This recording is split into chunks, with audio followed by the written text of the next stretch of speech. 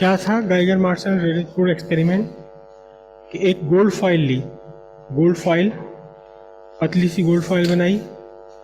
Suppose ये gold foil है, ठीक है, इधर आना। ये गोल्ड फॉइल, और इस गोल्ड फॉइल को चारों तरफ से ऐसे पकड़ लीजिए, यहाँ इसे गोल्ड फॉइल को चारों तरफ ऐसे घुमा दिया पूरा, क्या, फोटोग्राफिक फिल्म, निगेटिव, यहां भी, और पूरा पूरा इसको पूरा ढक दिया चारों तरफ, ताकि यहां से जो भी पार्टिकल बाहर आए वो कहाँ स्ट्राइक कर जाए, वो कहाँ स्ट्राइक करे, वो आपके इस फोटोग्राफिक फिल्म पर ही जाकर के स्ट्राइक करे। बैठिए। तो ये गोल्ड फॉइल और ये चारों तरफ इसके लगा दिया फोटोग्राफिक फिल्म, एक्सरे, एक्सरे भी फोटोग्राफिक फिल्म ही होती है। अल्फा पार्टिकल की स्टीम पास करी उन्होंने कुछ देर के लिए, और फिर क्या हुआ, फिर इस फोटोग्राफिक फिल्म को एक्सपोज किया, बाहर निकाल करके इसे धोया, जिसे कहते हैं हम रील धोने जा रहे हैं। तो उन्होंने देखा कि इस जिस पॉइंट पर अल्फा पार्टिकल स्ट्राइक कर रहे थे, एग्जैक्टली उसके सामने वाले पॉइंट पर सबसे डार्क स्पॉट बना। ठीक है, मतलब क्या, देखो ये फोटोग्राफिक फिल्म थी, यहाँ लगा हुआ था, और देखा कि यहाँ इसके सामने, यहाँ इस जगह पर सबसे ज्यादा डार्क स्पॉट आ गया। फिर उन्होंने देखा कि यहाँ भी स्पॉट्स आ रहे हैं, लेकिन वो स्पॉट्स हल्के थे। तो आप ये समझो कि ये पूरी फोटोग्राफिक फिल्म लगी हुई है, अब इसे खोल के एक्सपोज कर लिया। तो अब ये खोल के क्या दिखाई दिया, उन्होंने क्या दिखाई दिया उसे, इस फोटोग्राफिक फिल्म पर पूरा क्या दिखाई दिया, ये फोटोग्राफिक फिल्म हो गई आपकी कैसी, खुल करके पूरा। तब उन्हें दिखाई दिया क्या, कि जो पार्ट इस फोटोग्राफिक फिल्म का बिल्कुल उसके सामने पड़ रहा था, जहां अल्फा पार्टिकल बम्बार्डमेंट किया, यहां बहुत डार्क स्पॉट बना। यानी बहुत सारे अल्फा पार्टिकल बार बार यहां जाकर स्ट्राइक किए होंगे, जिससे कि ये वाला रीजन ज्यादा एक्सपोज हो गया। उसके बाद उन्होंने देखा कि यहां भी क्या आए, कुछ हल्के हल्के से स्पॉट्स आए यहां, और उन्होंने देखा कि इस सेंटर स्पॉट से जितना ज्यादा दूर ले रहे हैं आप फोटोग्राफिक फिल्म को, ये स्पॉट्स उतने ही हल्के होते चले जा रहे हैं।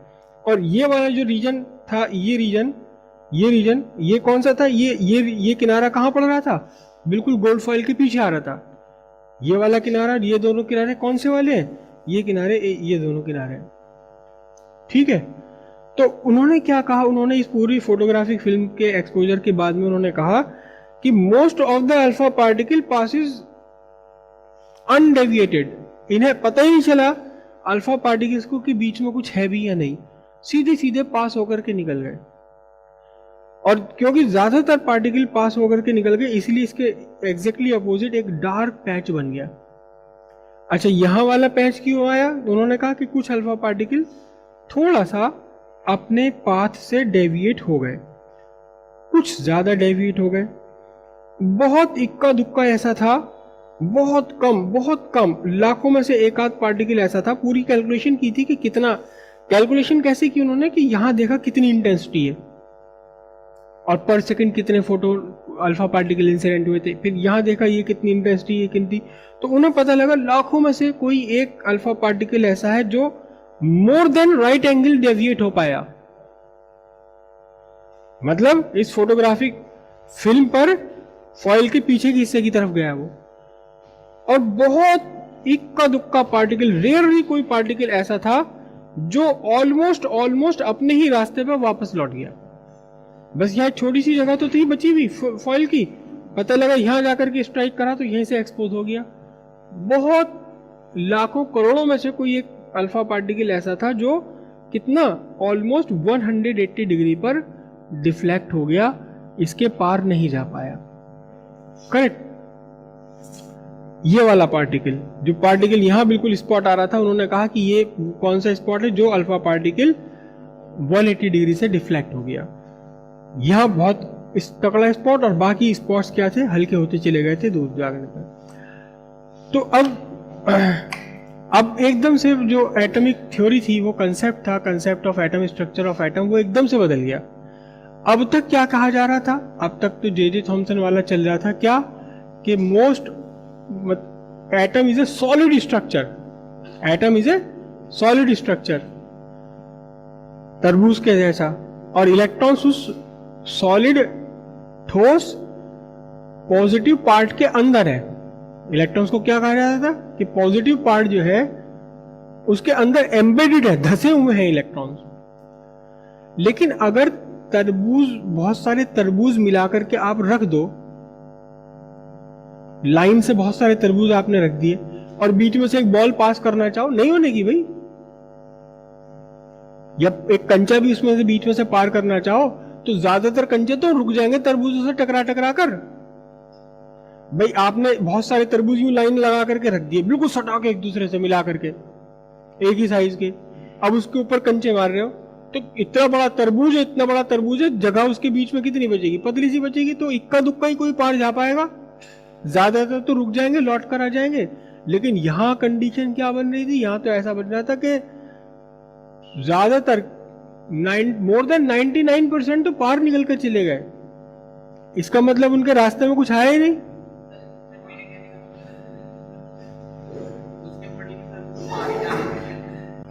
आप ये कहना चाह रहे हैं कि अल्फा पार्टिकल का पूरा मास अगर एक लार्जर वॉल्यूम में डिस्ट्रीब्यूटेड है, जैसा कि वाटरमेलन स्ट्रक्चर में, तो फिर उसकी डेंसिटी इतनी कम हो जाएगी कि अल्फा पार्टिकल बाहर निकल जाएगा। बाहर निकल जाना चाहिए अल्फा पार्टिकल को, डेंसिटी उसकी कम हो गई है ना, ये तो कहना चाह रहे हो आप। तो फिर रिफ्लेक्ट क्यों होगा वो? तो फिर कोई भी अल्फा पार्टिकल वापस क्यों आएगा? नहीं आएगा फिर। तो ये तो ऑब्जर्वेशन गलत बैठ रहा है ना। एक भी अल्फा पार्टिकल को तो वापस आना ही नहीं चाहिए, फिर तो सारे को पार निकल जाना चाहिए, क्योंकि सबको एक जैसी डेंसिटी मिल रही है। अब यही बात थी, रदरफोर्ड ने कहा कि जैसा स्ट्रक्चर अब तक समझा जा रहा है कि atom is a solid structure, solid नहीं है एटम, एटम सॉलिड नहीं है, एटम तो बिल्कुल हॉलो स्ट्रक्चर है, atom is a hollow structure, खोखला है पूरा का पूरा। और उस जब हॉलो स्पेस में से अल्फा पार्टिकल निकलता है, तो जब उसे कोई रोकने वाला है ही नहीं, तो अल्फा पार्टिकल निकला गया सीधा। Most of the alpha particle passes through this hollow space. तो फिर कुछ पार्टिकल डेविएट क्यों हो गए? कहने लगे भाई कुछ पार्ट, एक छोटा पार्ट एटम का ऐसा भी है जो इतना घना, इतना सॉलिड, इतना मजबूत है कि अल्फा पार्टिकल उसे तोड़ ही नहीं पाता, उसे टच भी नहीं कर पाता। और ये पॉजिटिव है, क्योंकि अल्फा पार्टिकल भी पॉजिटिव है, और जिसकी तरफ वो अप्रोच कर रहा है वो भी पॉजिटिव है। तो पॉजिटिव पॉजिटिव रिपेल करते हैं, और यही रिपल्शन है जो अल्फा पार्टिकल को डेविएट कर देता है। कैसे डेविएट कर देता है? उन्होंने कहा कि एटम के मेनली दो रीजन है। एक रीजन जहां एटम का सारा पॉजिटिव चार्ज कंसंट्रेटेड है, and most of the mass is also concentrated. All the mass नहीं, most of the mass is concentrated, all the positive charge is concentrated. This region is called nucleus. और इस nucleus के चारों तरफ बहुत बड़ा एक हॉलो स्पेस है। हमें इसे कंस्ट्रक्ट नहीं करना चाहिए, बनाना नहीं चाहिए इसे, क्योंकि तो हॉलो है। जब अल्फा पार्टिकल इस न्यूक्लियस से बहुत दूर, बहुत सारे अल्फा पार्टिकल, तो क्योंकि ये हॉलो रीजन बहुत बड़ा है, तो बहुत सारे, ज्यादातर अल्फा पार्टिकल इस पॉजिटिव न्यूक्लियस से काफी दूर से गुजर रहे हैं, इतनी दूर से गुजर रहे हैं कि दोनों के बीच में कोई इंटरेक्शन नहीं हुआ, अल्फा पार्टिकल निकले चले गए। लेकिन कोई अल्फा पार्टिकल बेचारा इसके आसपास को आ गया, तो हल्का सा इसने डिफ्लेक्शन भी ले लिया, रिपल्शन हुआ। कोई और अल्फा पार्टिकल जो थोड़ा सा और नजदीक से आ गया, तो क्या हुआ? इसका डिफ्लेक्शन और ज्यादा था। कोई और पार्टिकल और नजदीक से आया तो डिफ्लेक्शन मोर देन 90, और इक्का दुक्का ऐसा था जो बेचारा सीधा हेड ऑन कोलिजन में पहुंच गया। इत्तेफाक से कैसे चला गया? बिल्कुल आमने सामने की टक्कर पर। और अल्फा पार्टिकल की इतनी औकात नहीं थी कि ये इसे छू भी सके, पार तो दोनों बहुत दूर है। ये न्यूक्लियस इतना डेंस, इतना कठोर है कि अल्फा पार्टिकल इसके पार जाना तो क्या इसको छू भी नहीं सकता, और ये अल्फा पार्टिकल क्या हुआ, अपने ही रास्ते पर लौट आया। अल्फा स्कैटरिंग का पूरा एक्सप्लेनेशन हो जाता है इस मॉडल पर, जबकि वो जो वाटरमिलन मॉडल है, वाटरमिलन मॉडल पर अल्फा पार्टिकल का डेविएशन क्लियर ही नहीं होता, या तो डेविएट ही ना हो। अगर पूरा तरबूज इतना छोटा, इतना ठोस है कि अल्फा पार्टिकल पार नहीं जाता, तो फिर इक्का दुक्का ही कोई बीच के स्पेस में से निकल के चले जाए। भाई ये आपने मिला के स्फेरिकल स्ट्रक्चर मिला के रख रहे हैं, तो इनके बीच में तो बहुत कम जगह बनेगी। तो ऑब्जर्वेशन बिल्कुल उल्टा होना चाहिए कि इक्का दुक्का कोई पार्टिकल पार जा पाए, ज्यादातर पार्टिकल वापस आ जाएं। और अगर हम ये मान लें कि तरबूज का जो डेंसिटी है वो इतनी कम है कि अल्फा पार्टिकल उसे पार कर सकता है, तो फिर तो कोई भी पार वापस नहीं आना चाहिए, फिर तो सारी पार निकल जानी चाहिए। लेकिन इस मॉडल पर वो अल्फा पार्टिकल की स्कैटरिंग यहां सक्सेसफुली डिस्क्राइब हो गई। अब सवाल यह हुआ कि अगर पॉजिटिव एक छोटी सी जगह में कंसंट्रेटेड है, तो नेगेटिव कहां है? नेगेटिव इलेक्ट्रॉन्स की डिस्कवरी पहली हो चुकी थी जे थॉमसन ने। तो उन इलेक्ट्रॉन्स को कहा गया कि ये इलेक्ट्रॉन्स हैं। कहां है? These electrons are in extra nuclear region. Extra nuclear region में है ये न्यूक्लियर रीजन और बाकी सारा एक्स्ट्रा न्यूक्लियर रीजन। और फिर क्या बात बनी? फिर बात ये कही गई कि भाई अब जो ये इलेक्ट्रॉन्स है, घिर क्यों नहीं रहे? घिर इसलिए नहीं रहे क्योंकि ये इलेक्ट्रॉन्स अपने एक ऑर्बिट में घूम रहे हैं। कहां घूम रहे हैं? न्यूक्लियस के चारों तरफ। तो जो भी अट्रैक्शन था वो अट्रैक्शन ही सेंट्रीपिटल फोर्स की तरह से एक्ट कर रहा है और इलेक्ट्रॉन्स को रिवॉल्व करा रहा है। ठीक है, यहां तक की सारी बात समझ आ गई कि ठीक है, इलेक्ट्रॉन्स है एक्स्ट्रा न्यूक्लियर रीजन में है और वो घूम रहे हैं। एंड आप सबको पता है कि सर्कुलर पाथ पर चलने के लिए क्या चाहिए? नेसेसरीली सेंट्रीपिटल फोर्स चाहिए। तो कौन प्रोवाइड कर रहा है यहां centripetal force? Attraction between the negative electrons and positive nucleus. बात सारी समझ आ गई। ठीक है, अब सवाल वही पैदा हुआ कि रेडिएशन कैसे निकलता है? किसी भी एटम में से लाइट कैसे निकल कर आती है? कोई भी रेडिएशन कैसे निकल कर आता है? या अगर रेडिएशन निकलेगा, रेडिएशन का मतलब एनर्जी किसी इलेक्ट्रॉन ने अगर एनर्जी लूज कर दी अपनी, एक सर्टेन ऑर्बिट में, ये न्यूक्लियस है और यहां इलेक्ट्रॉन रिवॉल्व कर रहा है, इसके पास एक सर्टेन अपनी एनर्जी है काइनेटिक एनर्जी की फॉर्म में और इलेक्ट्रिक पोटेंशियल एनर्जी की फॉर्म में। उसमें से कुछ एनर्जी इसने लूज कर दी तो क्या होगा? वो तो पास आ जाएगा, ऑर्बिट छोटा हो जाएगा इसका। फिर और एनर्जी लूज कर दी और पास आ जाएगा, क्या होगा? अल्टीमेटली न्यूक्लियस में चला जाएगा। कहां से आ रही लाइट? लाइट एनर्जी नहीं, लाइट से एनर्जी आ नहीं रही है, लाइट एनर्जी निकल रही है।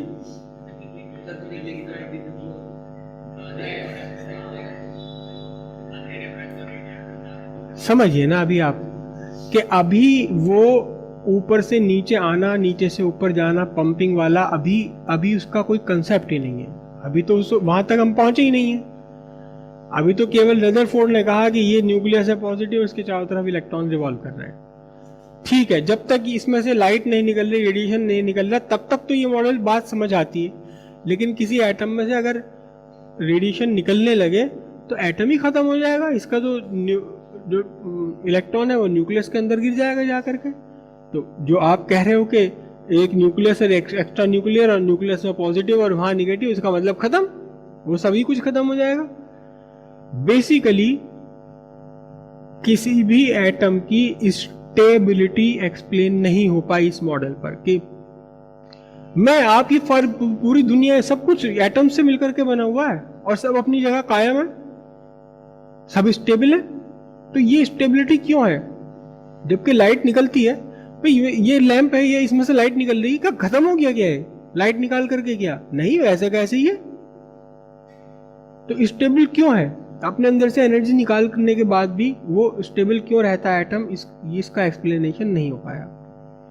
ठीक है, दूसरा एक्सप्लेनेशन इससे भी नहीं हो पाया स्पेक्ट्रल लाइंस का।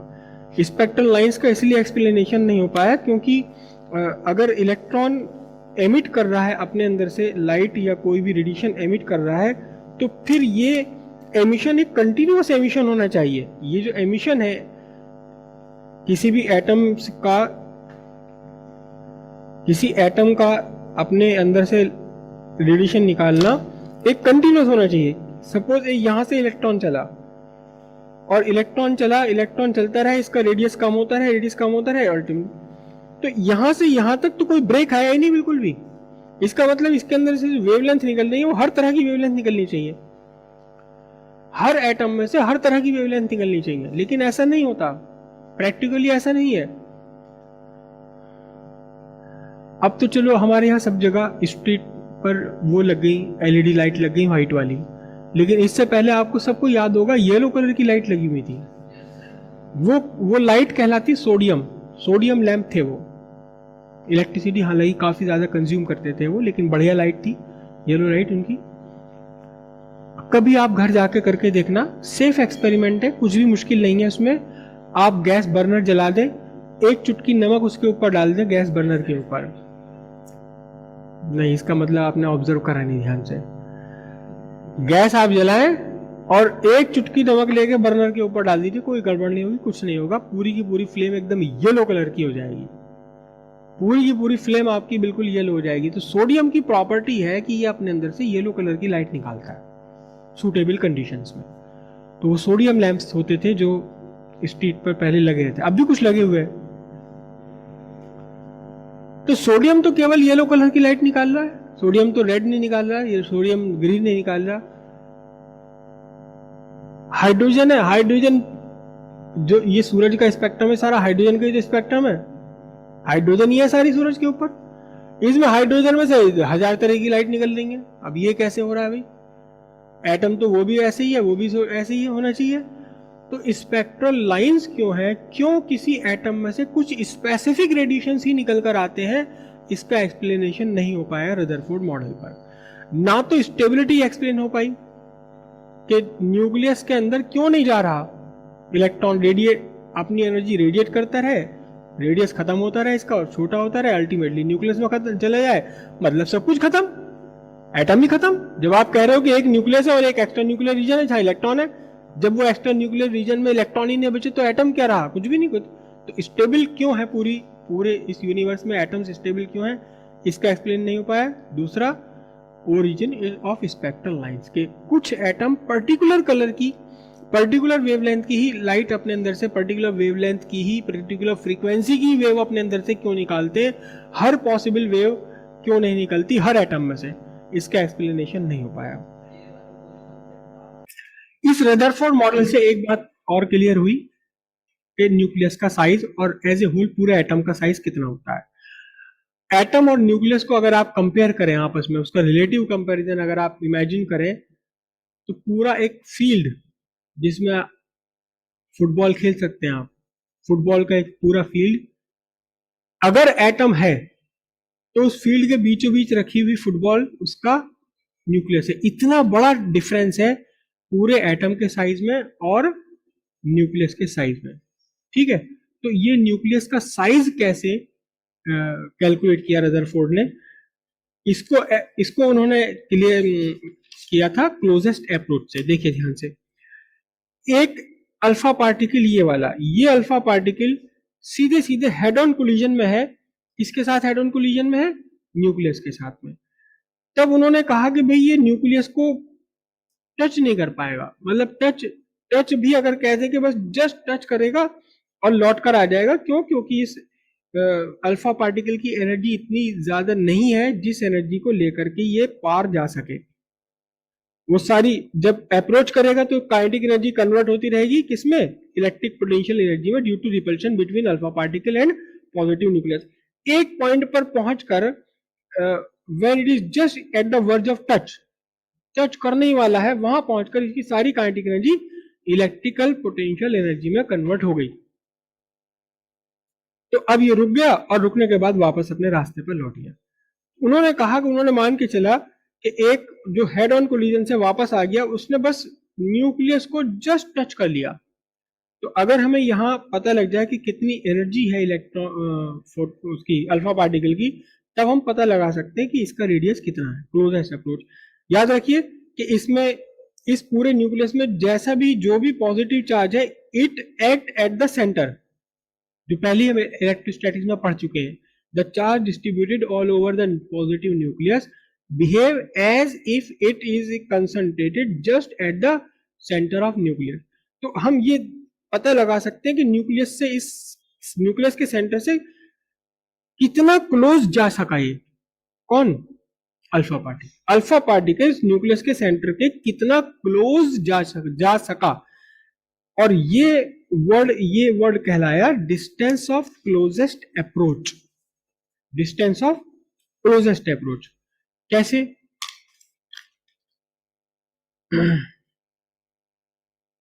ये पॉजिटिव आपका न्यूक्लियस और ये अल्फा पार्टिकल यहां से चला, इसकी काइनेटिक एनर्जी पोटेंशियल में कन्वर्ट हो गई, potential potential potential potential potential potential, और यहां पहुंचते पहुंचते सारी की सारी काइनेटिक एनर्जी पोटेंशियल एनर्जी में कन्वर्ट हो चुकी।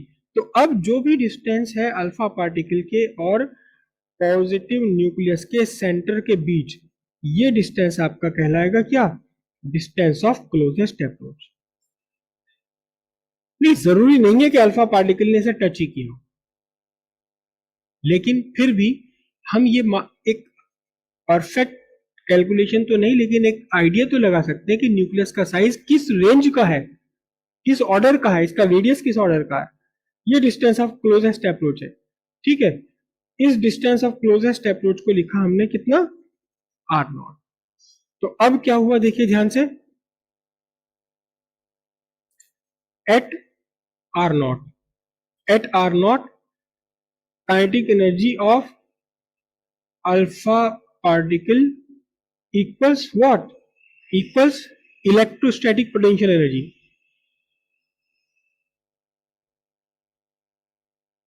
Electrostatic potential energy. तो काइनेटिक एनर्जी जो भी थी वो बाद में कैलकुलेट करा उन्होंने कितनी काइनेटिक एनर्जी है, और potential energy 1/4πε0 charge of alpha particle into charge of gold nucleus AU, मैंने AG बना दिया, divided by what, r0। Square नहीं आता पोटेंशियल एनर्जी के फॉर्मूले में, करेक्ट। अब यहां जो काइनेटिक एनर्जी थी अल्फा पार्टिकल्स की, वो काइनेटिक एनर्जी थी 7.7 electron volt, just 7.7 electron volt. Charge of alpha particle कितना हो गया बोलो, twice the charge of electron. Charge of gold nucleus कितना हो गया, गोल्ड का 79 होता है एटॉमिक नंबर, 79 प्रोटॉन्स हैं इसमें, करेक्ट। और यहाँ सारी वैल्यूज कैलकुलेट करने के बाद में सारी वैल्यूज आपने सब्स्टिट्यूट कर दी, कितनी सब्स्टिट्यूट कर दी, 7.7, और इसको जूल में कन्वर्ट करने के लिए कितना आ जाएगा बोलो, 1.6 into 10⁻⁻19 equals 9 into 10⁻9 into alpha particle में से 2 आया, गोल्ड में से आया कितना 79 into 1.6 into 10⁻⁻19 whole square divided by r0। और ये सारी कैलकुलेशन करने के बाद r0 की वैल्यू जो निकल कर आती है वो लगभग लगभग 10⁻⁻15 मीटर निकल कर आती है। और यहां है आपका क्या, रेडियस ऑफ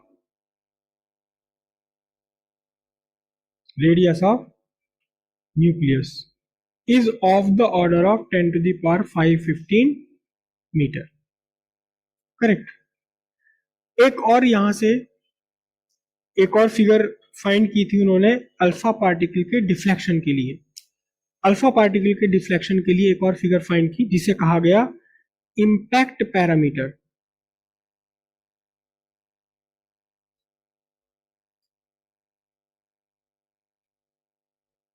इम्पैक्ट पैरामीटर, और रिप्रेजेंट करते हैं इसे स्मॉल b से। ये इम्पैक्ट पैरामीटर क्या है, ये न्यूक्लियस, गोल्ड का न्यूक्लियस,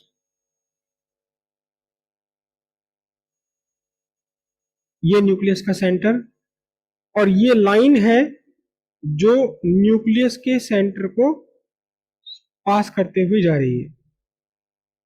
ठीक है, अल्फा पार्टिकल न्यूक्लियस की तरफ अप्रोच कर रहा है, ये अल्फा पार्टिकल है जो न्यूक्लियस को अप्रोच कर रहा है इस डायरेक्शन में, ये आपका हो गया direction of motion of alpha particle. जब अल्फा पार्टिकल न्यूक्लियस से काफी दूर है तब अल्फा पार्टिकल की वेलोसिटी वेक्टर और न्यूक्लियस से पास होने वाली लाइन के बीच का जो परपेंडिकुलर डिस्टेंस है, this is called parameter, impact parameter. The perpendicular distance between velocity vector of alpha particle and the line passing through the center of nucleus is called impact parameter when the alpha particle is large at large distance from the nucleus, जब दूर है alpha particle। और इसकी value कितनी होती है, mathematical value है इसकी b equals 1/4 pi epsilon not ZE square cot theta by 2 divided by the kinetic energy of alpha particle। और यहां जो ये थीटा है, ये थीटा रिप्रेजेंट करता है एंगल ऑफ डिफ्लेक्शन। कैसे कि अल्फा पार्टिकल जब आया न्यूक्लियस के इन्फ्लुएंस में तो अपने पाथ से डिफ्लेक्ट हो गया, अपने पाथ से ओरिजिनल रास्ते से जितना डिफ्लेक्ट हो गया ये रिप्रेजेंट है यहां कॉट थीटा में। तो एक्चुअली ये इम्पैक्ट पैरामीटर डिफाइन करता है कि अल्फा पार्टिकल को कितना डिफ्लेक्ट होना है, अल्फा पार्टिकल कितना डिफ्लेक्ट हो जाएगा अपने रास्ते से। ठीक है, बहुत ज्यादा डिटेल स्टडी आपके सिलेबस में नहीं है। एक छोटा सा ग्राफ है इसका, छोटा सा ग्राफ है, बिल्कुल सिंपल सा।